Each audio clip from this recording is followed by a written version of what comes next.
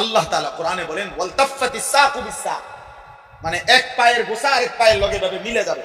নাফরমানি মৃত্যুর যন্ত্রণায় রূহ বাইরও হয় না, ভিতরেও যায় না। এই অবস্থায় সে পাওটাও নাড়াইবার শক্তি পাবে না। এই অবস্থায় এরপরে কোন কাগজ অথবা আরো উদাহরণ দিছে, মনে করেন কোন শিকের মধ্যে, শিক কাবাব খাইছেন যারা, শিকের মধ্যে গোশত আস্তে আস্তে একটু একটু করে দিয়া এরপরে আগুনে পোড়াইলে শিক কাবাব হয়। এই শিক কাবাবের কাবাব যেমনি টাইনা টাইনা খুলে, সিরা সিরা খুলে শিক থেকে, তো কিতাবের মধ্যে আছে মালাকুল মউত আজরাইল ওই নাফরমানের রূহটা এইভাবে টাইনা টাইনা ছিঁড়া ছিঁড়া তার এই রূহটা এখান থেকে বের করে, এখান থেকে বের করে। কে হবে সেদিন আমার, কি হবে বেনামাজি ছেলে তোমার? হ্যাঁ উঠাও, এই অপদার্থ ছবি উঠাও, তোমার বাপ চাচা 14 গোষ্ঠীর ছবি উঠাও, তোমার মুরব্বীরা এখানে বসা আছে তাদের ছবি উঠাও। জীবন একটাই, মোবাইল, আর কোনো কিছু নেই, আর কিছু নাই। এই কিশোর যুবক ছেলেদের বর্তমান হালাত হইল, যার একটা মোবাইল আছে, যার একটা মোটরসাইকেল আছে, যার একটা হারাম নষ্ট চরিত্রহীন কোনো মেয়ের সাথে সম্পর্ক আছে, কিছু অসৎ সমবয়সী বন্ধু আছে, আড্ডা দই না, খালাস, এই 4টা জিনিস আছে, সে 7টা মহাদেশের বাদশা। সে বাংলাদেশের না, সে হলো গোটা পৃথিবীর বাদশা। তার মোটরসাইকেল সালানি দেখলে আপনি বুঝবেন এতে বাদশা। তার পূর্বপুরুষে ছিলেন নবাব সিরাজউদ্দৌলা,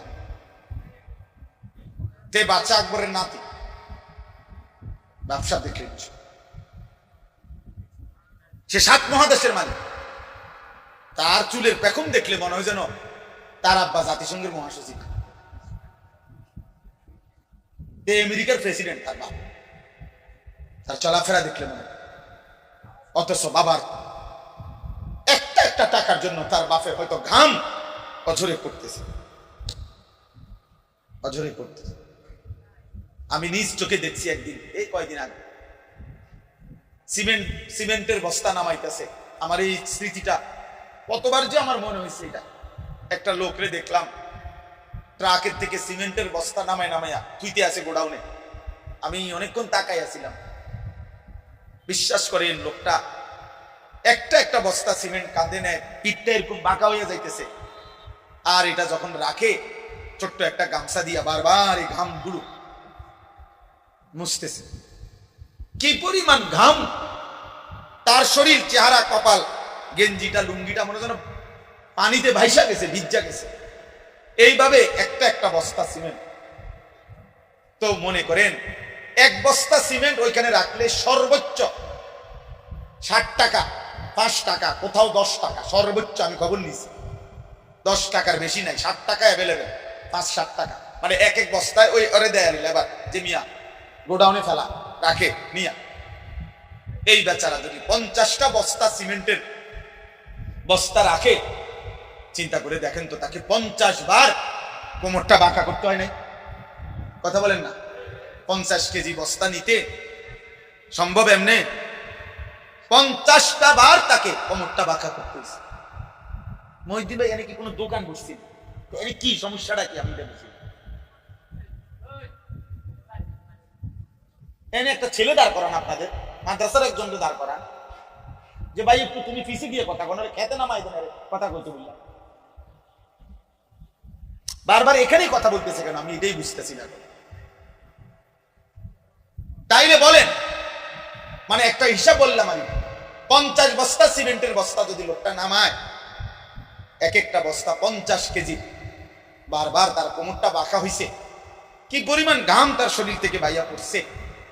বিনিময়ে 500 টাকা, 10 টাকা করে ধরলে সেখান থেকে বেচারা হয়তো 500 টাকার একটা নোট দিছে তারে, এটা বাঙ্গাইয়া 200টা টাকা হয়তো আপন ছেলের হাতে তুলে দিছে বাপ, তার হয়তো খরচ।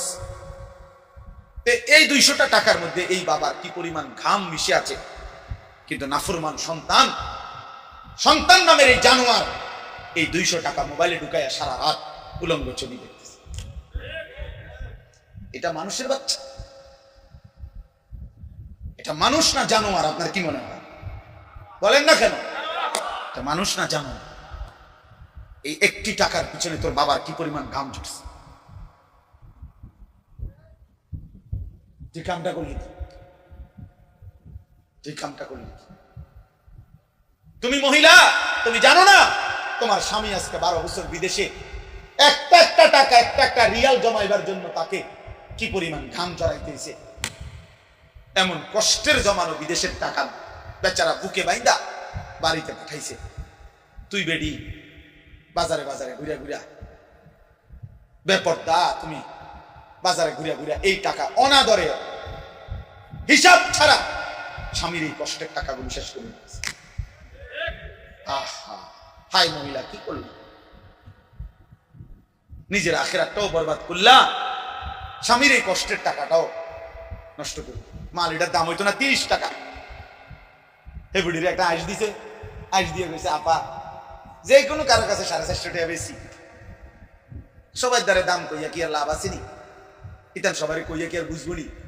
আমনে যেহেতু বুঝের মানুষ, আমনে 50 টাকা ছাড়, 400 টাকা। এই আফার লেগে চান, আফার লেগে চাহানে চার দাম হইলো 5 টাকা, আপনারা ধরাই দিছে 350 টাকা। মালের দাম হচ্ছে না 30 টাকা। ব্যাগ লাফায় ঠিকই চা খাইয়া বেড়ার লগে কথা টথা বলে সুন্দর মাল নিয়ে আসে, মাল নিয়ে আসে। দোকানদার হিন্দু, হিন্দু যুবক, নাফরমান মহিলা মুসলমান, হাই হাই 10 মিনিট আধা ঘন্টা লাগাইয়া দোকানদারের লগে কথা বলতেছে। হিন্দু দোকানদারে চা আনছে, তুমি মহিলা তার দোকানে চা বসে বসে খাইতেছ। তোমার ইমানের কি হালাত? তোমার কোনো আখিরাত নাই বোন, তোমার কোনো কবর নাই, তোমার কোনো মৃত্যু নাই। এটাই শেষ কথা তোমার। তুমি আর কোনোদিন মরবা না। এই যৌবন, এই রূপ, এই শরীর, এটা নিয়েই তো তুমি অনন্তকাল থাকবা না। এই জন্য ছেলের আতঙ্ক করে বললাম, বাবা একটা ছেলে হলো মনে রাখো, বাবা তোমার বাবার 1 ফোঁটা ঘামের দাম দিতে হবে। তোমার বাবার কষ্টের উপার্জনের 1 ফোঁটা ঘামের মূল্য তুমি আল্লাহর কাছে হিসাব দিতে হবে। হযরত মাওলানা শাহ আশরাফ আলী থানভী রাহমাতুল্লাহ আলাইহি বলছেন যে মনোবিজ্ঞানের কথা হলো মানুষের অন্তর একই মুহূর্তে 2 জিনিস ভাবতে পারে না। অর্থাৎ এই মুহূর্তে যদি আমার দিলের মধ্যে মোবাইলটা নিয়েই ভাবনা আসে, তাহলে আর আমার নিজের ভাবনা আসবে না, নিজের ভাবনা তৈরি হবে। অথচ কেউ যদি নিজের দিল দিয়ে আল্লাহর কথা মনোযোগ দিয়ে শুনে, নিজের জন্য শুনে, অনেক সময় মানুষের মধ্যে অনুভূতি জাগে, হঠাৎ করে দিলের মধ্যে কম্পন তৈরি হয় এবং আল্লাহ তাআলার দয়ায় হতে পারে এই হঠাৎ এই শুনবার দ্বারা তার জিন্দেগি বদলায় যায়। অনেক কাহিনী আছে এই পৃথিবীতে, যে অসংখ্য অগণিত গুনার মধ্যে ডুবা ছিল, পাপের সাগরে ভাসতেছিল। আল্লাহর কালামের কোনো কথা, আল্লাহর কোনো কথা, সামান্য কোনো কথায় হয়তো কারো জিন্দেগি বদলায় গেছে, দিল বদলায় গেছে, জীবনটা পরিবর্তন হয়ে গেছে। এই জন্য ঝিনুক অনেক দিন বৃষ্টির 1 ফোঁটার জন্য অপেক্ষায় থাকে। আল্লাহর কুদরতে হঠাৎ কোনো 1 ফোঁটা ঝিনুকের মাঝে জমা হয়, তো নির্দিষ্ট 1 ফোঁটা পানি পেলে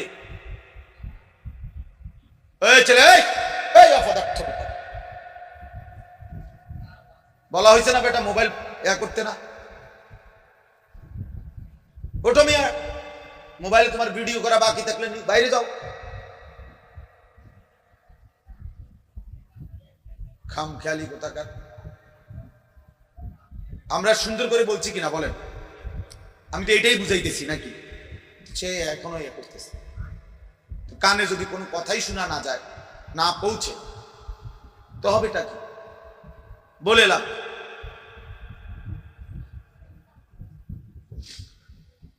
তো এই এক ফোঁটা পানির জন্য ঝিনুক অনেক দিন অপেক্ষা করে।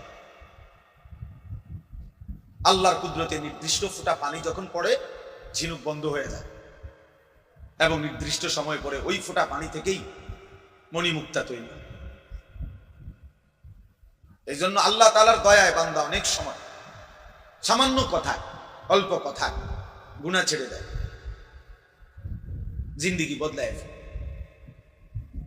এই জন্য আল্লাহর দয়ায় কোরআনুল কারীমে আল্লাহ তাআলা বারবার এটা বলছে যে আমার কথা মনোযোগ দিয়ে শোনো, ফাসতামি' লিমা ইউহা। আল্লাহ মুসা নবীকে বলছে, বন্ধু মুসা, আপনাকে আমি এখন যেই ওহী নাজিল করছি মুসা, সেটা তুমি মনোযোগ দিয়ে শোনো। কোরআনুল কারীমে আল্লাহ তাআলা বলছে, ওয়া ইযা কুরিআল কুরআন ফাসতামি'উ লাহু ওয়া আনসিতু। আমার বান্দা, যখনই তোমার সামনে কোরআন পড়া হয় তুমি তা মনোযোগ দিয়ে শোনো এবং চুপ থাকো। আল্লাহ বলেন লাআল্লাকুম তুরহামুন। শ্রোতা আসছে, তাহলে অবশ্যই তোমার উপরে রহমত বর্ষিত হবে। এই যে আল্লাহ বলছে, তুমি চুপ থাকলে, তুমি মনোযোগ দিয়ে শুনলে, আমি আল্লাহ তোমার উপরে রহমত বর্ষণ করব। আর তাফসীরের মধ্যে আছে রহমত বর্ষণ মানে কি? রহমত বর্ষণ মানে হলো আল্লাহ তাআলা এই কথাগুলোর উপরে তোমাকে আমল করার তৌফিক দান। এই জন্য মনোযোগ, আমি এই বিষয়টা বেশি কঠোর। একেবারে আমার আপনি শত শত ওয়াজ শুনে দেখেন, আমি এটা কোনো সময় ছাড় দেই না। সবাই জানে এখন সদর বদর মানুষেরা আমি বলতে রাজি না, বুট খাইবেন আপনি, বাদাম খাবেন, বহন খাইবেন, আর আমি ওয়াজ করব না। এত ব্যাক করলাম আপনি সরেন এন থেকে, আপনার বুট আপনি আলগা জায়গায় গিয়ে খান। আমার এত শ্রোতা দিয়ে আমি করবো কি? বুঝেন না কথা? আমার তো এটা নির্বাচনী জনসভা না, আমি তো কোনো প্রার্থী না, আমার কোনো মার্কা নাই। তো কাজেই আমার উপস্থিতি কম হইলেও আমার সমস্যা নাই, বেশি হইলেও সমস্যা। আমি তো ভোটের জন্য আসি না, এটা নির্বাচনী জনসভা। এখন কথা বলেন না কেন? তাই আমার ভোট দরকার। যদি এটা হইতো যে আমার ভোট দরকার, এবারে এইতে খারাইয়া মুতে না বইয়া মুতে, আমার এত কিছু দরকার কি? আমার ভোট দরকার, আমার দরকার ভোট না। আমি এটা ভাবি না, আমরা এটা ভাবি না। অতএব একজনের জন্য আল্লাহর কথা যে পরিমাণ গুরুত্বপূর্ণ, 1 লক্ষের জন্য সেই পরিমাণ গুরুত্ব। হোক একজন, সমান গুরুত্ব, সমান গুরুত্ব। উল্টা গ্লাসে 1000 বছর পানি ঢাললো, সেই গ্লাস কোনোদিন পূর্ণ হবে না। যে গ্লাস উল্টানো, যেই বালতি উল্টানো, যেই জগ উল্টানো, তো সেই জগ, বালতি, গ্লাসে যদি আটলান্টিক মহাসাগরের পানিও যদি কি করা হয়, ফেলা হয়, তাহলে কি গ্লাস ফুটবে কোনোদিন? তাহলে উল্টা গ্লাসে কি করে না, গ্লাস করে না, পানি দিলে লাভ হয় না। এই জন্য গাফেল মানুষ, অমনোযোগী, সে শুনেই না, কথাটা শুনতেই চাচ্ছে না। তাকে আপনি 1000 বছর বললেও সে তো গ্লাস উল্টায় রাখছে, সে তো বালতি উল্টায় রাখছে। তার পরিবর্তন কিভাবে হবে? তার কলিজায় যাবে কিভাবে? এই জন্য খুব জরুরি এটা বিষয়। সব সময় আল্লাহর কথা মনোযোগী হবে, আল্লাহ তাআলা তখন আমলের তৌফিক। এটা বহুতই গুরুত্বপূর্ণ বিষয়। যার মধ্যে মনোযোগ নাই, গাফেল, ওর পরিবর্তন হয় না। পরিবর্তন 60 বছর হয়ে গেছে, এই যে এই ডকের এই ডক। একজন মুসলমান 60 বছর পার হওয়ার পর তার চলনে বলনে, আচরণে, উচ্চারণে বাইজিদ বুস্তামি হয়ে যাওয়ার কথা, জুনায়েদ বাগদাদি হয়ে যাওয়ার কথা। কেন? এই চাচা আজকে 60 বছরে, না হয়তো আজকে 40 বছর কমপক্ষে জুমার নামাজের বয়ান শুনে সামনের কাতারে বসে, তাইলে 40 বছরে উনি কি পরিমাণ আল্লাহর কথা শুনেছে। শুধু শুক্রবারের বয়ানটা খেয়াল করে, 1 বছরে মোট 52টা জুমা, 52টা জুমা, তাহলে 52 বার সে আল্লাহর কথা শুনছে। প্রত্যেক জুমায় যদি 1 ঘন্টা বয়ান হয়, তাহলে 52 সপ্তাহ, এভাবে 40 বছর। এরপরেও ওমা চাচা স্বাভাবিকভাবে বিড়ি খায়, সিগারেট খায়, আগের মতোই চা দোকানে প্রত্যেক দিন টেলিভিশন দেখে, নাচ গান দেখে, নাটক সিনেমা দেখে, নর্তকীর ছবি দেখে, তাহলে এটা কি ধরনের বুড়া বলেন? এই বুড়াটা কি ধরনের বুড়া হইল? এটা এখনো প্রত্যেক দিন 60 বছর হয়ে গেছে, কথা কইলে গালি দেয়, আগ করলে গালি ছাড়া কথা কইতে পারে না। এরকম অসভ্য মানুষ 60 বছরও যার আখলাক বদলায় নাই, এটা কি ধরনের মানুষ বলে? এখনো সুদ লয়, এখনো কিস্তি নেয়, তাহলে সে গুনাহ ছাড়বে কখন? উনি বুঝবে কখন? ওই চাচা বুঝবে কখন? বুঝা গেল এই 60 বছর ধরে কাফের, কোনদিনও মূলত আল্লাহর কথা দিল দিয়া শুনে নাই, এটারে কোনো পাত্তাই দেয়, এটা কোনো বিষয়ই মনে করে। ওনার ফুট বিদেশ, উনি কিন্তু এই সমস্ত হুজুরের চিন্তা করে ওনার 3 ফুট বিদেশ, ওনার বাইতাল্লাহর মধ্যে বিল্ডিং হয়ে গেছে, 3 বেলা খানা ঠিক আছে, এর অতিরিক্ত আবার নাস্তা, আবার চা দোয়ানে বুট পেঁয়াজ আলু সব, আবার রাত্রে বিরাতে সকাল দুপুর আপেল মালটা, তাহলে আল্লাহর রহমতে খানা সুন্দর, ঘুমও যায় আরামে, জি ফুট নায়নাথপুর যার মতো চলতেছে, কেউ আল্লাহ চিনুক বা না চিনুক, কেউ নামাজ পড়ুক বা না পড়ুক, পর্দা করুক বা না করুক, কেউ ফজরের নামাজ পড়ুক না পড়ুক, চাচা মাতেও না লড়েও না, তারপরে আপনার খানা, ওটা তো আপেল মাল টানা দরকার, বুঝেন না কথা? এখন পুত্রের বউর যে চরিত্র নাই, মেয়ে যে ফজরের নামাজ পড়ে না, ছেলে যে ফজরের নামাজ পড়ে না, ঘরের কেউ যে আল্লাহর কোরআন করতে জানে না, এটা তো ওনার দরকার নেই, ওনার দরকার হলো ভাত তরকারি, তো এটার তো আলহামদুলিল্লাহ ব্যবস্থা আছে, কাজে উনি খুশি। এটা গাফেল মানুষের কাজ, এটা ফালতু মানুষের পরিচয়, এটা গাফেল লোকের পরিচয়। উনি মনে করছে আর কোনোদিন উনি মরবে না, উনি মনে করছে আর কোনোদিন কবরে যাবে না, আর কোনোদিন যাবে না। বাপ, বিষয়টা এটা না। সুখের দুনিয়াও শেষ হয়ে যায়, দুঃখের দুনিয়াও শেষ হয়ে যায়। 3 বেলা যার খানা ঠিক মতো থাকে তারও মৃত্যু হয়ে যায়, আর ঠিক মতো খানা যে পায় নাই সেও একদিন মরেছে। বাসর রাতও ভোর হয়, ফাঁসির রাতও ভোর হয়, কোন রাতই থেমে থাকে, মৃত্যু এসেই যায়। মৃত্যুর যন্ত্রণা সত্য সত্য শুরু হয়েছে। আজকে সকালবেলা আমি একটা কিতাব পড়ছি, আরবি কিতাব, আরব বিশ্বের একজন বিখ্যাত বর্তমান সময়ে সারা পৃথিবী আলোড়ন সৃষ্টিকারী যে কয়েকজন আরব দেশের আলেম লেখক, এর মধ্যে উনি একজন, ডক্টর আয়েজ আল কারনি। ওনার একটা বই, ওয়াজাআত সাকরাতুল মাউতি বিল হক, এই বইটার নাম। কোরআনুল কারীমের একটা আয়াত, আল্লাহ তাআলা বলছে নিশ্চিত সত্য যে সত্য সত্যই বান্দা মনে রেখো, মৃত্যুর যন্ত্রণা এসেই যাবে, শুরু হয়েই যাবে। যালিকা মা কুনতা মিনহু তাহিদ, আর এই মৃত্যু থেকেই তুমি প্রতিনিয়ত বাঁচতে চেয়েছিলে, পলায়ন করেছিলে, কিন্তু সেই মৃত্যু সত্য সত্য এসেই গেল। তোমার দাদাও মরতে চায় নাই, কিন্তু মরেই গেল। তোমার বাপও কোনোদিন মরতে চায় নাই, কিন্তু তিনি মারাই গেছে। তোমার দাদার বাপও মরতে চায় নাই, তিনি মারাই গেছে। তোমার ফ্যামিলির যে মানুষগুলো কবরে, এরা কেউই মরতে চায়, তাদেরও শেষ পর্যন্ত চিকিৎসা করা হয়েছে, চেষ্টা করা হয়েছে, হোমিও অ্যালোপ্যাথিক, আয়ুর্বেদিক, কবিরাজি, দেশে বিদেশে বহু জায়গায় চিকিৎসা হয়েছে, কিন্তু মৃত্যু একদিন এসেই গেছে। মৃত্যুর যন্ত্রণা একদিন শুরু হয়েই গেছে। এই বিষয়টার উপরে উনি এই কিতাবটা লিখছেন।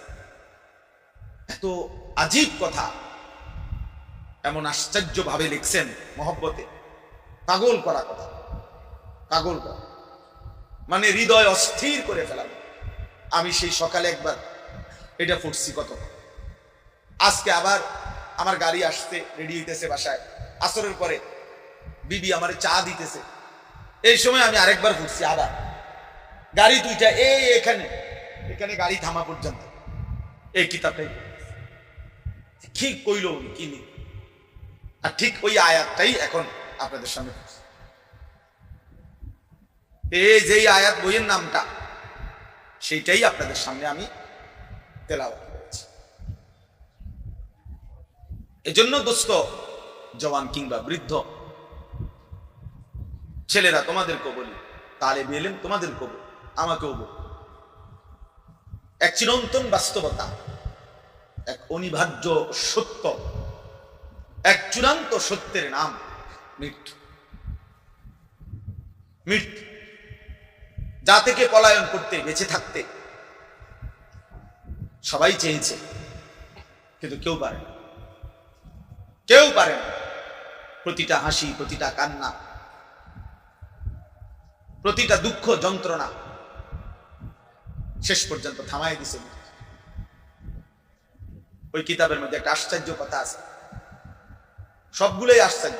ওই কিতাবে একজন বিশ্ববিখ্যাত ইসলামের ইতিহাসের খলিফা ছিলেন ওমর ইবনে আব্দুল আজিজ রাহমাতুল্লাহ আলাইহি। জগৎ বিখ্যাত ইসলামের ইতিহাসে আল্লাহ নবী সাল্লাল্লাহু আলাইহি সাল্লামের 4 খলিফা আবু বকর, ওমর, উসমান, আলী রিদওয়ানুল্লাহি আলাইহিম আজমাইনের পরে, 4 খলিফার পরে পৃথিবীতে সবচেয়ে বেশি সফল, মুত্তাকি, জনপ্রিয়, পরিচিত, আল্লাহ ভীরু যেই খলিফা ছিলেন, মুসলিম বাদশাহ, উনি হলেন এই ওমর ইবনে আব্দুল আজিজ। ওনাকে ইসলামের 5ম খলিফা বলা হয়। এলেমে, আমলে, তাকওয়ায়, ফরহেজগারিতে, সর্বগুণে উনি ছিলেন একজন অনন্য, হিম্মতে, সাহসে, সব দিকে ওনার জীবনী অনেক সুন্দর। ওনার রাত দিন, খেলাফতের পূর্বে যখন খলিফা ছিলেন তখন সবসময় উনি শতভাগ তাকওয়ার উপরে ছিলেন, আল্লাহ ভীতির উপরে ছিলেন। তো ওই কিতাবে লিখছে, উনি মাঝে মাঝে কবরস্থানে যাইতেন, আর কবরের দিকে তাকাইয়া তো মৃত্যুকে স্মরণ করতেন, আর বলতেন ইয়া মাউতু।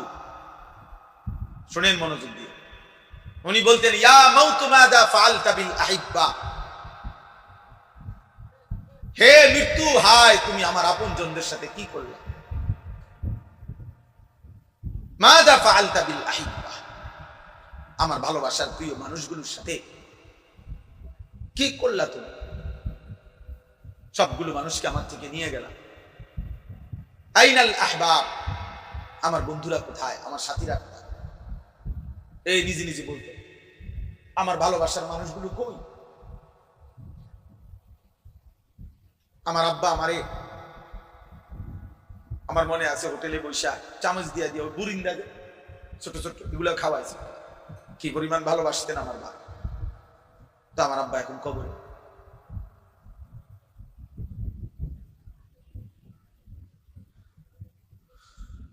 আইনাল আসদিকা, উনি বলতেন আমার বন্ধুরা কোথায়, আমার বন্ধুরা কই? আইনাল জুল্লাস, অর্থ হলো আমি যাদের সাথে বসতাম তারা এখন কই? আইনাস সাম্মার, যাদের সাথে আমি রাত জেগে কথা বলতাম, রাতের পর রাত, আমার সেই দোস্তরা কোথায়? হায় কবর, হায় মৃত্যু, তুমি তাদেরকে কি করেছো বলো? এইভাবে তিনি চিৎকার করতেন আর মৃত্যুকে স্মরণ করতেন। অর্থাৎ বুঝাইতে চাইতেন যে হায় মৃত্যু তো আমার একে একে বহু আপনজনকে কি নিয়ে, আপনজনকে নিয়ে এলো। এজন্য দোস্ত, এটা চিরন্তন বাস্তবতা। এই সমস্ত নসিহত,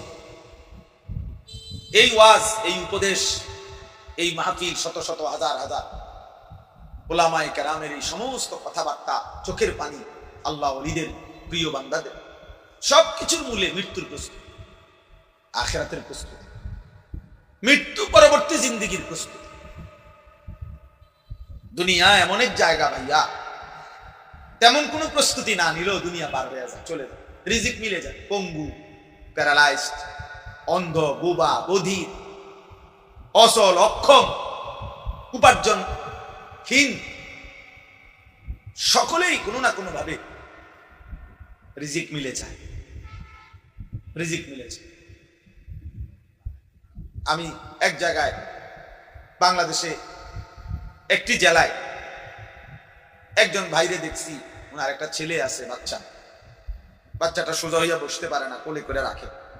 বাচ্চাটা এত বড় ছিল, যখন দেখাইছিল আমার, বাচ্চাটা ঠিক এত বড়, বাচ্চার মাথাটা এত বড়, বাচ্চার স্বাভাবিক শরীরের অংশের চাইতে মাথা 3 গুণ ভারী, এত বড়। আজকে প্রায় 6 বছর পরে আমি আবারও ওনারে জিজ্ঞাইছি, আপনার বাচ্চাটার কি অবস্থা? হুজুর এই আগের মতো। বাচ্চাটা এখনো বাইচা আছে, শরীরটা ছোট, মাথাটা অনেক বড়। কিছুদিন পর পর মাথা থেকে কি যেন পানি বের করতে হয়, অনেক টাকা চিকিৎসায় খরচ, সামান্য উপার্জন করে। কিন্তু প্রত্যেক মজলিসে বয়ানে ওলামাদের কাছে যায়, আসা যাওয়া করে, তার সংসারে কি পরিমাণ পেরেশান। কিন্তু আমার প্রশ্ন হলো, সেই অক্ষম বাচ্চাটারও রিজিক মিলে যায়। তো দুনিয়া তো দোস্ত কোনো না কোনো ভাবে মিলেই যায়। যে মানুষ কোনোদিন পৃথিবীর কোনো কিছু চোখে দেখে নাই, সেই অন্ধ লোকটাও কোনো না কোনো ভাবে খায় না? কি বলেন? তাহলে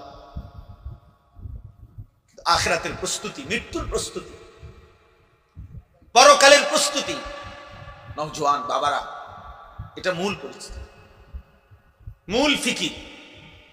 আল্লাহ নবী সাল্লাল্লাহু আলাইহি ওয়াসাল্লাম বলছেন, আকসিরু যিকরা হাদিমিল লাযযাত, আমার উম্মত ওই জিনিস বেশি বেশি স্মরণ করো যা তোমার সমস্ত স্বাদ, মজা, আনন্দ সব মিটাইয়া দিবে। ওই মৃত্যুকে বেশি বেশি স্মরণ। মৃত্যু একদিন আসবে যা তোমার জিহ্বার সব স্বাদ বন্ধ করে দেবে। আর গরুর গোশতের স্বাদ আলাদা, মুরগির গোশতের স্বাদ আলাদা, রুই মাছের স্বাদ আলাদা, ইলিশ মাছের স্বাদ আলাদা, এক এক শাকের, এক এক তরকারির এক এক স্বাদ। এই ছোট্ট একটা জিহ্বা এক মহান মালিক কি পরিমাণ ভাবে সেটিং করে দিয়েছেন, যা লক্ষ আইটেমের খাবারও ভিন্ন ভিন্ন স্বাদ বলে। অথচ ঠিক এই সাইজের আরেকটা গোশতের টুকরা যদি এটা বদলাইয়া এখানে লাগান, ওই অনুভূতি মিলবে। কই এরকমই তো গোশতের টুকরা, আমার এই হাতের গোশত, পায়ের গোশত, সেখানে তো এরকম অনুভব হয়। নবী সাল্লাল্লাহু আলাইহি সাল্লাম বলে, সব স্বাদ, সব আনন্দ, সব মজা একদিন মিটিয়ে দেবে, নিশ্চিহ্ন করে দেবে, স্তব্ধ করে দিবে যেই জিনিস, তার নাম মৃত্যু। আকসিরু, আমার উম্মত বেশি বেশি স্মরণ, বেশি বেশি স্মরণ। যত আউলিয়া বুজুর্গ পীর মাশায়েখ যুগে যুগে ছিলেন, আছে এখনো, প্রত্যেক আউলিয়া মাশায়েখ পীর বুজুর্গরা তাদের মুরিদ, অনুসারী, ভক্তদেরকে যেই সমস্ত আমল দেয়, এই আমলের মধ্যে অন্যতম একটা আমল এটাও যে মৃত্যুর মুরাকাবা। মৃত্যুর মুরাকাবা সব পীরের কাছে, সব আউলিয়ার কাছে মানুষের জীবন সুন্দর হওয়ার জন্য, আল্লাহর ভয় তৈরি হওয়ার জন্য, কবরের ভয় তৈরি হওয়ার জন্য, জাহান্নামের ভয় তৈরি হওয়ার জন্য মৃত্যুর মুরাকাবা মানে মৃত্যুর স্মরণ, এটা একটা কার্যকর পরীক্ষিত একটি পদ্ধতি, একটি পদ্ধতি। আর কোনো কিছুতে এতটা দিল নরম হয় না। রাসূলুল্লাহ সাল্লাল্লাহু আলাইহি ওয়াসাল্লাম এই জন্য বলছেন, কাফা বিল মাউতি ওয়াইযান, ওয়াজের জন্য, নসিহতের জন্য, উপদেশের জন্য মৃত্যুর স্মরণ, মৃত্যুর কথা, এটাই যথেষ্ট। আর লাগবে না। মৃত্যুর স্মরণ করা, মৃত্যুর কথা মনে করিয়ে দেওয়া, এটাই ওয়াজের জন্য যথেষ্ট, যথেষ্ট। এই জন্য বললাম, হযরত আব্দুল্লাহ ইবনে আমর ইবনুল আস, আরেকটা উদাহরণ শুনেন, ওই কিতাবে আছে। নবী সাল্লাল্লাহু আলাইহি সাল্লামের বিখ্যাত সাহাবী আব্দুল্লাহ ইবনে আমর ইবনুল আস, ওনারা বাপ ফুত দুইজনেই সাহাবী। মানে ওনার আব্বা আমর ইবনুল আস রাদিয়াল্লাহু তাআলা, উনিও সাহাবী।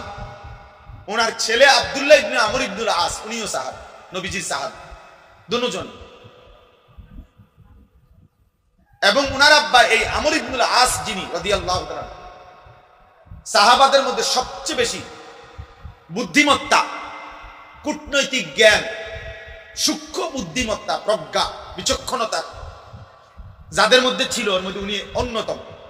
হযরত আমর ইবনুল আস, গোটা আরব জানতো তখন যে আমর ইবনুল আসের বুদ্ধিমত্তা সবচেয়ে বেশি।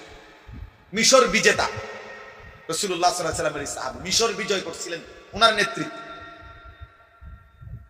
অনেক অবদান ইসলামের জন্য, অনেক ত্যাগ, অনেক ঘটনা, অনেক কিছু ওনার আছে। আল্লাহ নবী সাল্লাল্লাহু আলাইহি সাল্লামের ঘনিষ্ঠ সহচর সাহাবী ছিলেন এবং বেশি সময় নবীজির কাছাকাছি যারা থাকতেন বিশেষ পরামর্শ দিতেন, নবীজি জিজ্ঞেস করতেন, এর মধ্যে উনি একজন অন্যতম।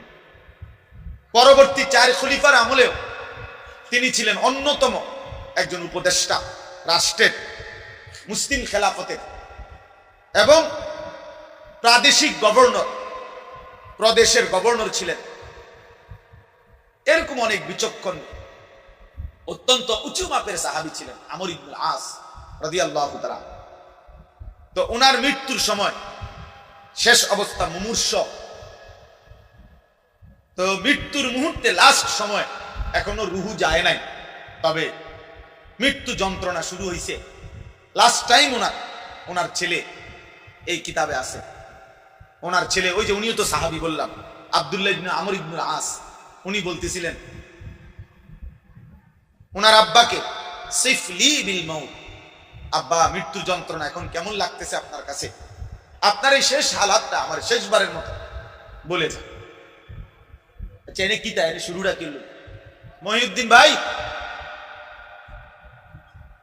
ওই বেটা তোমাকে মাদ্রাসার ছাত্র কই, তাহলে বেলিম এ কদ্দুর জায়গার মধ্যে এত কাবজাব কেন আমি বুঝলাম না।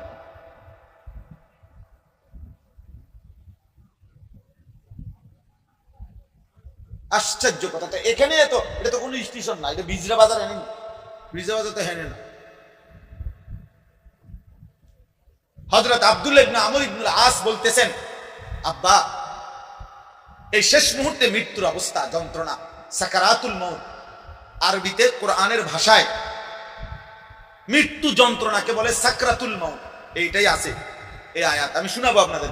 ওয়াজাআত সাকরাতুল মউত, এই শব্দটার নাম কি বলেন? সাকরাতুল মউত, মৃত্যুর যন্ত্রণা। প্রত্যেক মানুষের, একেবারে আল্লাহর সৃষ্টি সমস্ত ইনসানের মৃত্যু যন্ত্রণা। একেবারে তিনি যদি সর্বশ্রেষ্ঠ আউলিয়া হয়, সাইয়্যিদুল আউলিয়া, সাকরাতুল মউত ওনারও। আবার সবচেয়ে বড় পাপী ওনারও। আমাদের প্রিয় নবী সাল্লাল্লাহু আলাইহি সাল্লাম ওনারও সাকরাতুল মউত, এই মৃত্যুর যন্ত্রণা হয়েছে।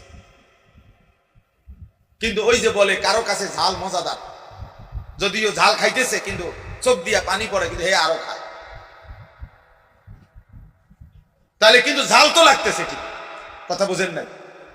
ঝাল লাগতেছে এটা ঠিক, কিন্তু ভর্তা এটা এর কাছে এত মজা লাগতেছে যে চোখ দিয়া পানি পড়ে, কিন্তু হেঁটে অন খায়, এরকম। আর কেউ তো ঝাল দেখেই না না না না ঝাল ঝাল ঝাল ঝাল, তার কাছেও ঝাল ঝালেই। আর যে খুব মজা করে খাচ্ছে পাচ্ছে, তার কাছেও কি লাগতেছে? তাহলে সাকরাতুল মউত, মৃত্যু যন্ত্রণা হবেই হবে। সাইয়্যিদুর রাসূল আমাদের নবী সাল্লাল্লাহু আলাইহি সাল্লামেরও সাকরাতুল মউত হয়েছে, বিশুদ্ধ হাদিস, একেবারে বুখারী থেকে সব হাদিস আছে। তো ওনার আব্বা যখন এটা বললেন, উনি ওনার আব্বাকে, আব্বা আপনার এই মুহূর্তে শেষ অবস্থা, আপনার মৃত্যুর হালাত কেমন হচ্ছে? এই তখন তিনি বলছেন, আশ্চর্য উদাহরণ দিছে, ইয়া বুনাইয়া, হে আমার প্রিয় সন্তান, কাআন্না জিবালাদ দুনিয়া আলা সাদরি ওয়া ইন্নী আতানাফাসু মিন সাকবিল ইবরা।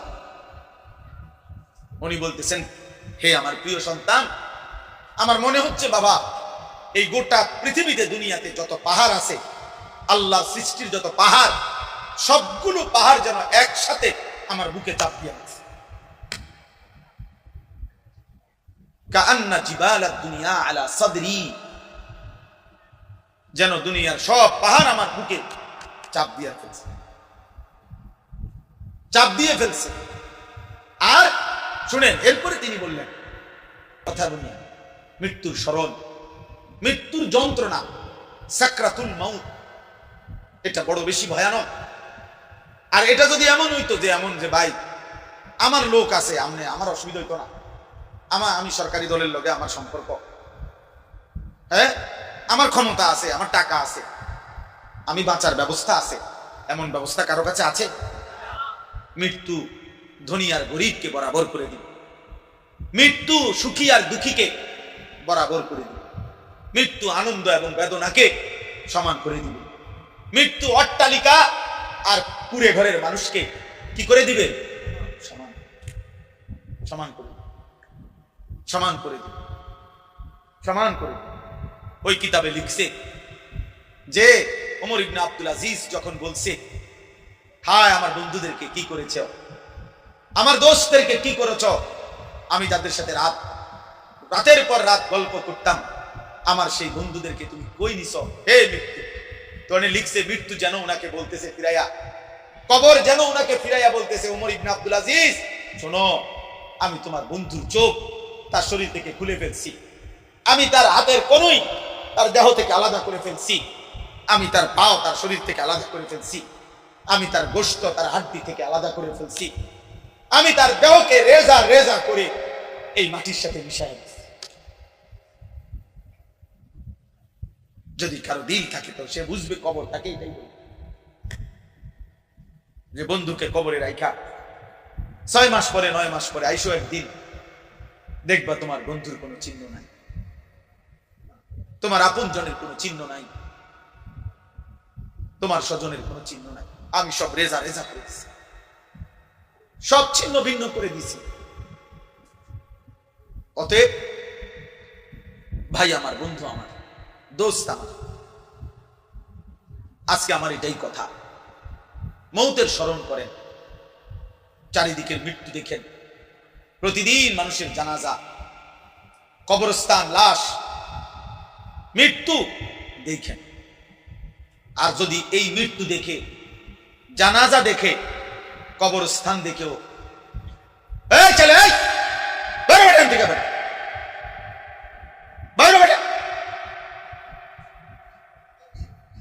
ফালতু কোথাকার, তুমি বলো না ভাই আপনারা দেখেন না কেন মোবাইল খুললো আবার, এতবার বলার পরে আমি ছেড়ে দেব না, আমার সাফ কথা, আমি ছেড়ে দেওয়ার মানুষ না, সিদ্ধান্ত নিয়েই বয়ানে বসি, আল্লাহর জন্য বলছি, আখিরাতের আশায় বলতেছি, আমাদের ছেলে পরিবর্তন হইতে হবে। তুমি এই রঙেই তো তোমার জীবন যাবে, ঠিক না? পৃথিবীতে তোমার উপরে, তোমার ফ্যামিলির উপরে কোনোদিন আর আযাব গজব আসবে না, কারণ তুমি যে সারা রাত নারী দেখো, ছবি দেখো, উলঙ্গ দৃশ্য দেখো, এক ওয়াক্ত নামাজ পড়ো না, আল্লাহ নাই, হালাল হারাম বলতে কিছু নাই, এই অবস্থাতেই তো আমাদের জীবনের সুখ, শান্তি, নিরাপত্তা মিলবে তো? তাহলে আমাদের ছেলেরা কি করছে? আমাদের বাবারা কিসের পিছনে শেষ করে দিতেছে হায়াত? কিসের পিছনে দাঁড়ায় রয়েছে বুড়া মিয়া সিয়াদ দিয়া, এই ইট গাঁথে বিল্ডিং এর হেবড়া বইয়া রয়েছে, কোনো একটা ইটের মধ্যে নি কোনো বালু কম হয়, সিমেন্ট নি কোনো কম, বিল্ডিং হইতে হবে শতভাগ মজবুত, ফার্নিচার বানায় উনি তাকায় আছে, ফার্নিচারের বার্নিশ করে, এবার সারাদিন জায়গা বইয়া রয়েছে যাতে করে বার্নিশ দুর্বল না হয়, কারণ এটা সোফা, সোফার এত দাম, ইটের গাঁথনির এত দাম। আর ওনার ছেলে আজকে 365 দিনে কোনোদিন ফজরের নামাজ পড়ে না, বাপ নামের এই মানুষটার চোখে এক ফোঁটা পানিও না।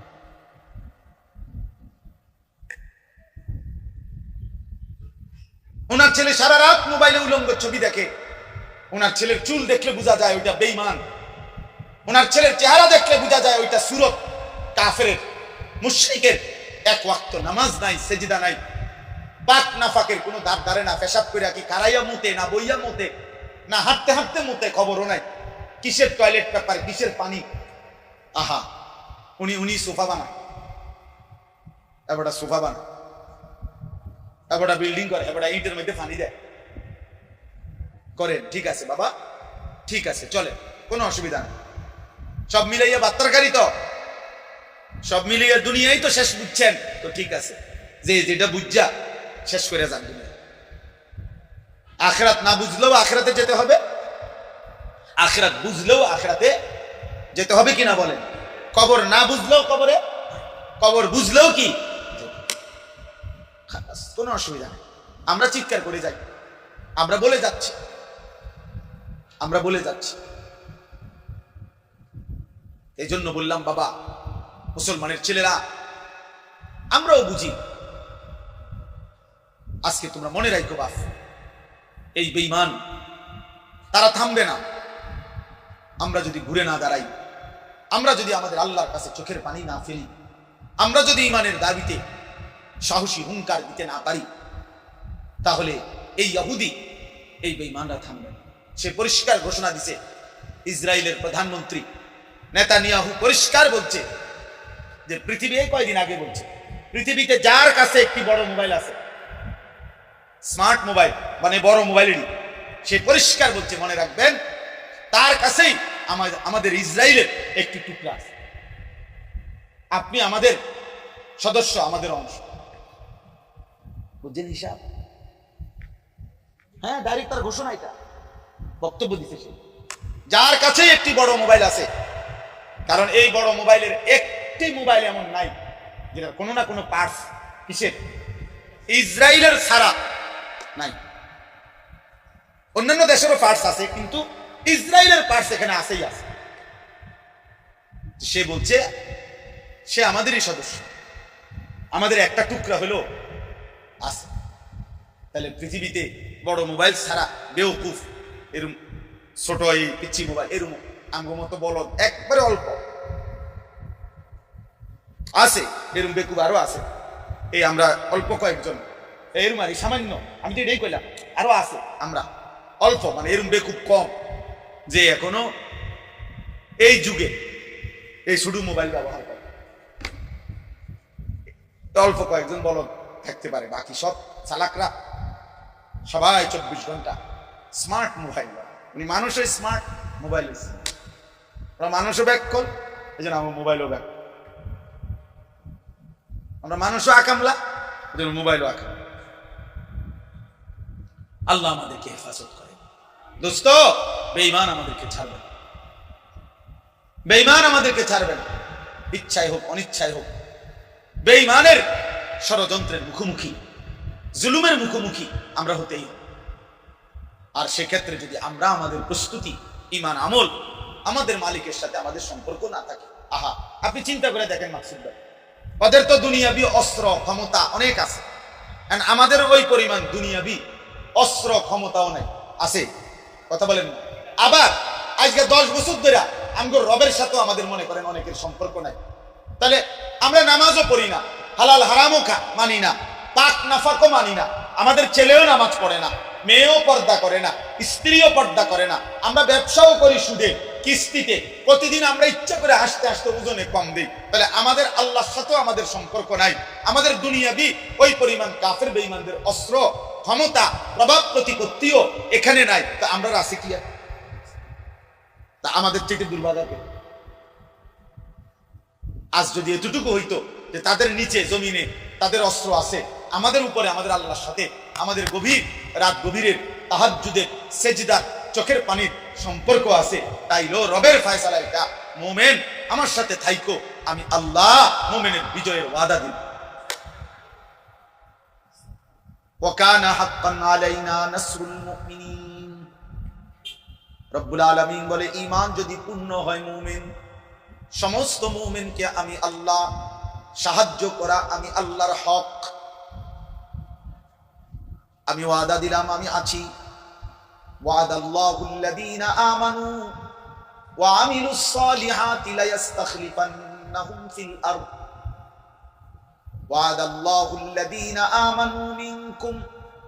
আল্লাহ বলেন, তোমাদের মধ্য থেকে যারা পূর্ণ ঈমানওয়ালা, পূর্ণ আমলওয়ালা হবে, আমি আল্লাহ ওয়াদা দিলাম। ওয়াদাল্লাহ, আল্লাহ বলেন আমার ওয়াদা, আমি ওয়াদা দিলাম বান্দা, পূর্ণ ঈমান, পূর্ণ আমল, পূর্ণ সেজদা আমারে যদি বুঝিয়ে দাও, লা ইস্তাখলিফান্নাহুম ফিল আরদ, আমি অবশ্যই জমিনের বাদশাহী বুঝায় দেব।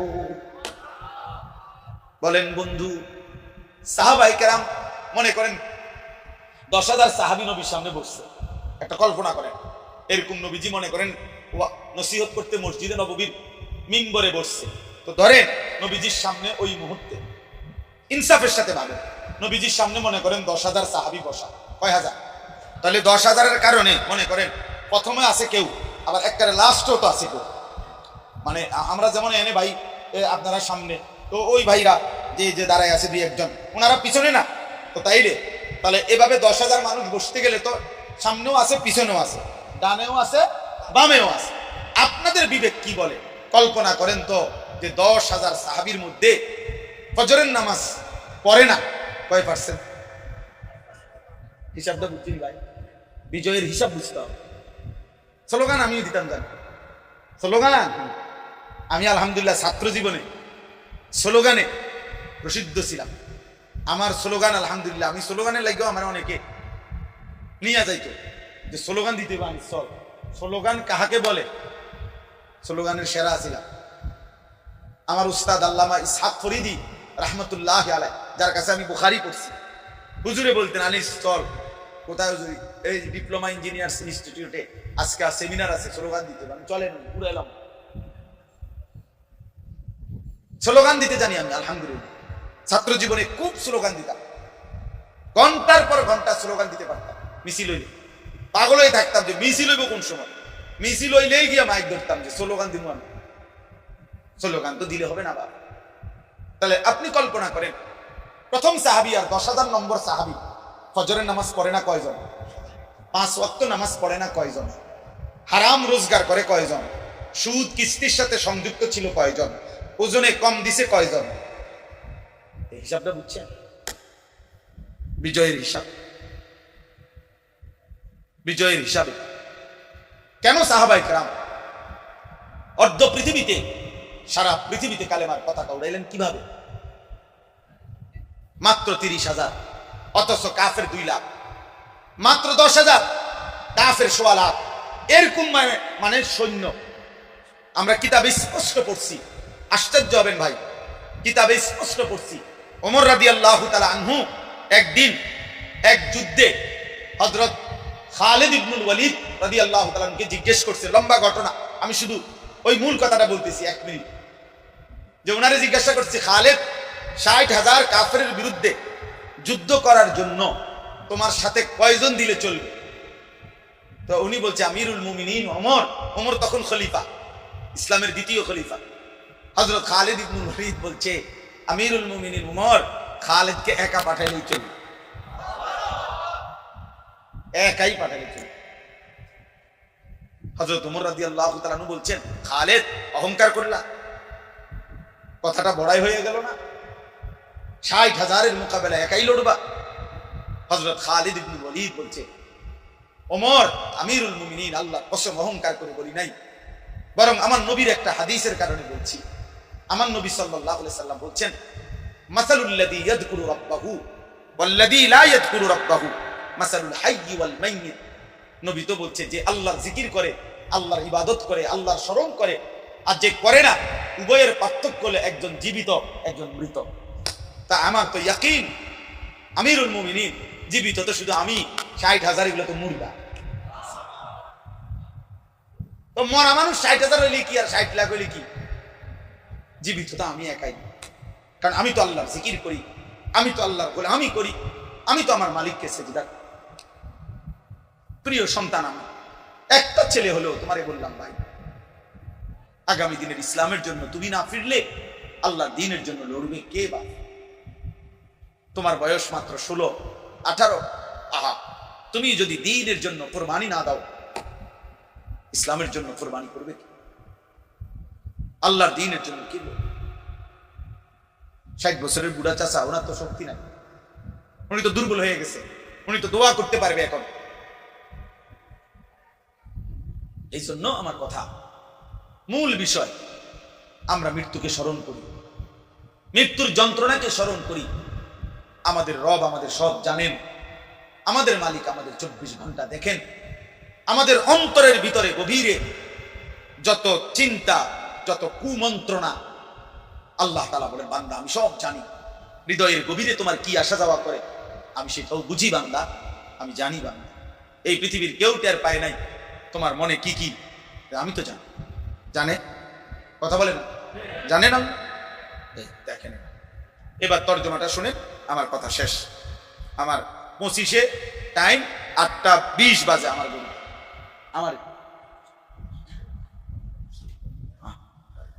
আমার জি দেখেন, এবার তর্জমাটা শুধু শুনে। আমরা যেহেতু এখানেই নামাজ পড়ব, 5 মিনিট দেরি হলে কোনো অসুবিধা নাই, ঠিক না বলেন? নামাজ আমরা যারা পড়বো তাদের আর 10 মিনিট দেরি হলে অসুবিধা আছে? আর যারা নামাজ পড়বে না, যারা, তো তারা আগে হইলে কি আর পরে হইলে গিয়ে তো নামাজই করতে, বুঝেন না? তার তো কোনো টেনশনই নাই, বেচারার তো কোনো অসুবিধা নেই, হয়তো সবচেয়ে ভালো, কারণ পেরেশান মুক্ত, কারণ সে তো অপদার্থই বেনামাজি। তার আর রাত কি আর দিন কি, তার মুতলেই কি আর না মুতলেই কি, বুঝেন নাই কথা? হ্যাঁ, এই জন্য বেনামাজি মনে রাখবেন এই পৃথিবীর মধ্যে সব। হে প্রিয় সন্তান, এই অবস্থায় আমি যেন ইন্নী আতানাফাসু মিন সাকবিল ইগরা, একটা সুইয়ের ছিদ্র, সুইয়ের ছিদ্র পর্যন্ত না, সুইয়ের ছিদ্র কেন এত বড়? তাহলে একটি সুইয়ের ছিদ্র দিয়ে যেতটুকু জায়গা, আমি যেন এই এতটুকু জায়গায় নিঃশ্বাস নিতেছি। পৃথিবীর সবগুলো পাহাড় যেন আমার বুকে চাপ দিয়ে রাখছে, আর আমি যেন নিঃশ্বাস নিতেছি সুইয়ের ছিদ্র দিয়ে।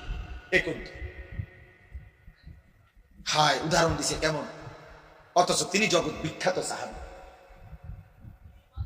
জগৎ বিখ্যাত সাহাবী তিনি।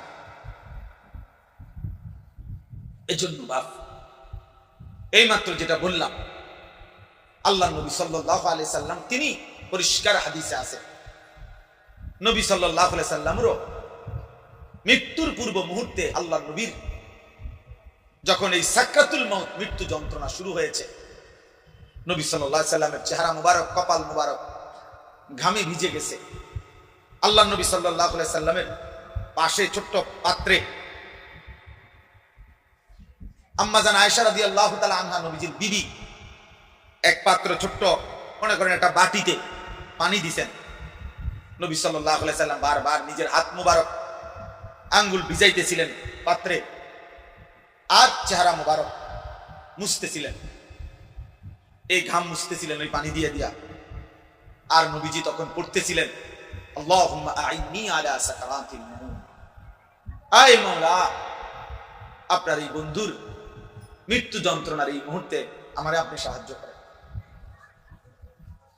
সাহায্য।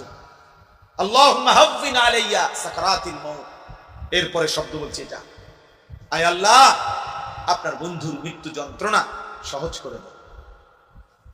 সহজ তো অবশ্যই, তিনি বন্ধু, তিনি মাহবুব, তিনি হাবিব। তাহলে ধারণা করলেই তো বুঝবে যে পৃথিবীর সবচেয়ে সহজ, সবচেয়ে হালকা যন্ত্রণাই তো হবে বন্ধুরটা। কথা বুঝেন নাই? নবী সাল্লাল্লাহু আলাইহি সাল্লামের মৃত্যু যন্ত্রণাটাই তো হবে সবচেয়ে সহজ, সবচেয়ে হালকা। এটাই তো যুক্তির কথা, স্বাভাবিক কথা। সেটার অবস্থায় যদি বন্ধুর এই অবস্থা হয়, এরপরে হাদিস আছে, এরপরে শব্দ নবীজি বলতেছিলেন, লা ইলাহা ইল্লাল্লাহ ইন্না লিল মাউতি সাকারাত, আল্লাহ আপনি ছাড়া আর কোনো ইলাহ নাই, হায় মৃত্যুর যন্ত্রণা বড় কঠিন। নবীজি বলেন, ইন্না লিল মাউতি সাকারাত, মৃত্যু যন্ত্রণা বড় কঠিন, বড় কঠিন। এই জন্য দেখেন, খুদ রাসূল সাল্লাল্লাহু আলাইহি ওয়াসাল্লাম, সরদার দু আলম নবী সাল্লাল্লাহু আলাইহি ওয়াসাল্লাম, বন্ধু আমার, তিনি পর্যন্ত উম্মতকে শিখাবার জন্য মৃত্যু যন্ত্রণার এই হালাতটা তুলে ধরছেন, যেন উম্মত শিখতে পারে, উম্মত যেন বুঝে যে হায়, আমার রাসূল যদি এরকম আচরণ করে থাকেন, বলে থাকেন, আমার কি হবে, আমার কি হবে, আপনার কি হবে? 30 বছর ধরে যে কোনো দিন সুদের ব্যবসা ছাড়ে নাই, হায় তার কি হবে? আজকে 30 বছর ধরে প্রতিদিন যে ওজনে কম দেয়, আহা, সেই মুসলমানের কি হবে? আজকে 30 বছর ধরে যে নারী, যেই বোন, যেই মা, যেই বিবি বেপরদা, আমার সেই বোনের কি হবে? আজকে খোদার 1 বছর, 2 বছর, 3 বছরে মুসলমানের যে সন্তান কোনদিন 365 দিনের এক বছরে ফজরের নামাজ পড়ে নাই, সেই যুবকের কি হবে বলে? প্রত্যেক দিন ওজনে যে কম দেয়, হারাম উপার্জন করে, 2 নম্বরই ব্যবসা করে, আহা তার কি হবে? তার কি হবে? মৃত্যুর এই ভয়াবহ যন্ত্রণা থেকে সে কিভাবে বাঁচে? কিভাবে বাঁচে? কোরআন কারীমের মধ্যে আছে, খোদার কসম না, কাল্লা ইদা বালাগাতিত তারাকি ওয়াকিলা মান রাক। আল্লাহ তাআলা বলেন, মালাকুল মউত আজরাইল যখন রূহ কবজ করতে আসবে, নাফরমান পাপীর রূহটা কলিজা থেকে টান দিয়া ছিঁড়ে ফেলবে, আর ফেরেশতা আজরাইল যখন ছিঁড়ে ফেলবে, প্রত্যেক নাফরমান পাপীর রূহ এই কণ্ঠনালীর কাছে এসে আটকায় যাবে, আর ভিতরেও যায় না, বাইরেও হয় না। আল্লাহ তাআলা বলেন, ওয়াকিলা মান রাক। আত্মীয় স্বজন আশপাশের সবাই বলবে, এখন তাকে চিকিৎসা করবে কে? সে যে ছটফট করতেছে, মাথা লাগতেছে, এখন ঝাড়ফুঁক দিবে কে? আরে ডাক, কবিরাজ ডাকো, বৈদ্য ডাকো, কে আসো, তারে ডাকো না, তারে বাঁচাও। কিন্তু আল্লাহ বলেন, ওয়াজান্না আন্নাহুল ফিরাক। কিন্তু নাফরমান তো বুঝে ফেলছে আজ তাকে চলেই যেতে হবে। ওয়াজান্না আন্নাহুল ফিরাক ওয়ালতাফাতিস সাকু বিস-সাক। আল্লাহ তাআলা বলেন, ভয়ে, আতঙ্কে, কষ্টে এই নাফরমান তার 2টা পাও, 2 পায়ের গোসা গোড়ালি একটা আরেকটার সাথে যেমন লাগিয়া রয়েছে, এতটুকু সাহস হবে না, শক্তি হবে না এই বেঈমান নাফরমান পাপীর যে পাওটা এক সুতা নাড়াবে। আমি এই কয়দিন আগে, এই কয়দিন কি, এই শুক্রবার দিন, এই গত শুক্রবার 26 তারিখ আমার মাহফিল ছিল পাবনা। তা আমি ঢাকার থেকে গাড়িতে গেছি আরিচা ফেরিঘাট, আরিচা পাটুরিয়া ফেরির ঘাটে গিয়ে রাত্রে তখন 9টায়, বরাবর রাত 9টায় অন্ধকারে আমার জন্য ওনারা আপনার স্পিড বোট ঠিক করছে স্পেশালি। তো স্পিড বোটে আমার ওই পারে নিয়ে যাবে মাহফিলে। স্পিড বোটে উঠছি আমরা 6-7 জন।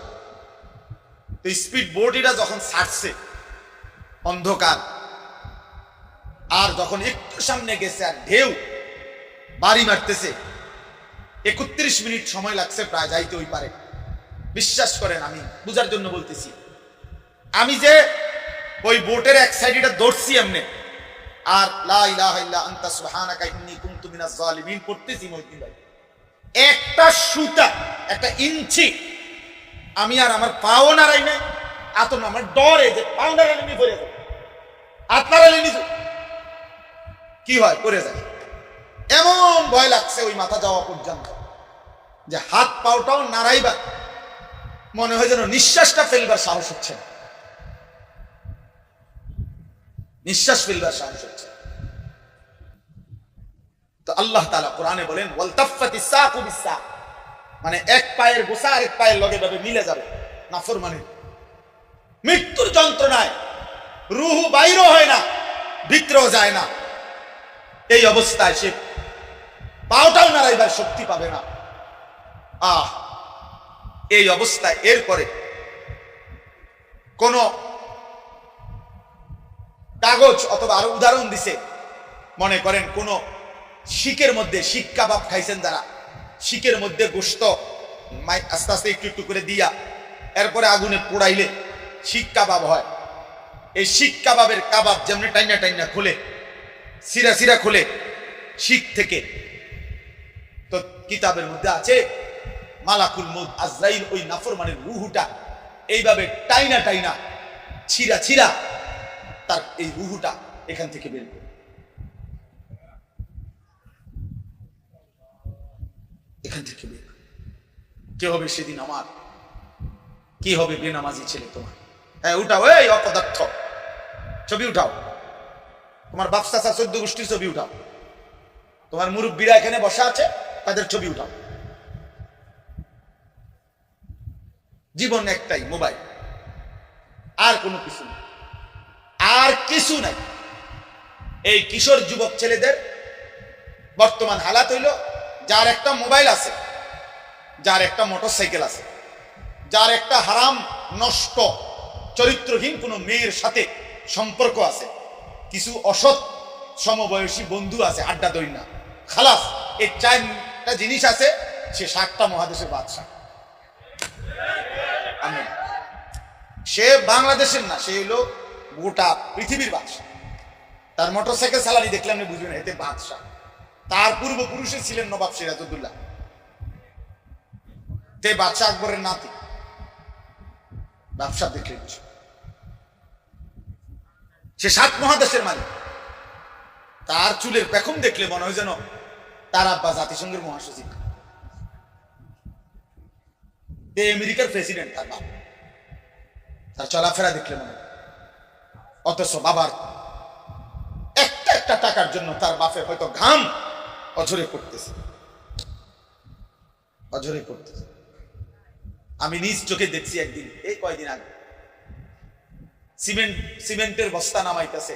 আমার এই স্মৃতিটা কতবার যে আমার মনে হয়েছে, এটা একটা লোকরে দেখলাম ট্রাকের থেকে সিমেন্টের বস্তা নামাইয়া থুইতে আছে গোডাউনে। আমি অনেকক্ষণ তাকাই আছিলাম। বিশ্বাস করেন, লোকটা একটা বস্তা সিমেন্ট কাঁধে নেয়, পিঠটা এরকম বাঁকা হয়ে যাইতেছে, আর এটা যখন রাখে ছোট্ট একটা গামছা দিয়ে বারবার এই ঘামগুলো মুছতেছে। কি পরিমাণ ঘাম তার শরীর, চেহারা, কপাল, গেঞ্জিটা, লুঙ্গিটা মনে যেন পানিতে ভাইসা গেছে, ভিজা গেছে। এইভাবে একটা বস্তা সিমেন্ট। তো মনে করেন 1 বস্তা সিমেন্ট ওইখানে রাখলে সর্বোচ্চ 60 টাকা, 5 টাকা, কোথাও 10 টাকা সর্বোচ্চ। আমি খবর নিয়েছি 10 টাকার বেশি নাই, 60 টাকা অ্যাভেলেবেল, 5-7 টাকা। মানে এক বস্তায় ওই ওরে দেয় লেবার যে মিয়া গোডাউনে ফেলা রাখে নিয়া। এই বেচারা যদি 50টা বস্তা সিমেন্টের বস্তা রাখে, চিন্তা করে দেখেন তো, তাকে 50 বার কোমরটা বাঁকা করতে হয় না?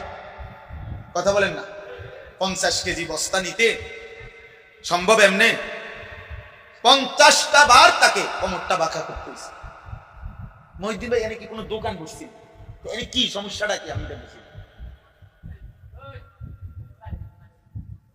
এনে একটা ছেলে দাঁড় করান, আপনাদের মাদ্রাসার একজনকে দাঁড় করান, যে ভাই একটু তুমি পিছিয়ে দিয়ে কথা কোন, খেতে নামাই দেন, কথা কইতে বললাম। বারবার এখানেই কথা বলতেছে কেন, আমি এটাই বুঝতেছি না। তাইলে বলেন, মানে একটা হিসাব বললাম আমি, 50 বস্তা সিমেন্টের বস্তা যদি লোকটা নামায়, একটা বস্তা 50 কেজি, বারবার তার কোমরটা বাঁকা হইছে, কি পরিমাণ ঘাম তার শরীর থেকে বাইয়া পড়ছে।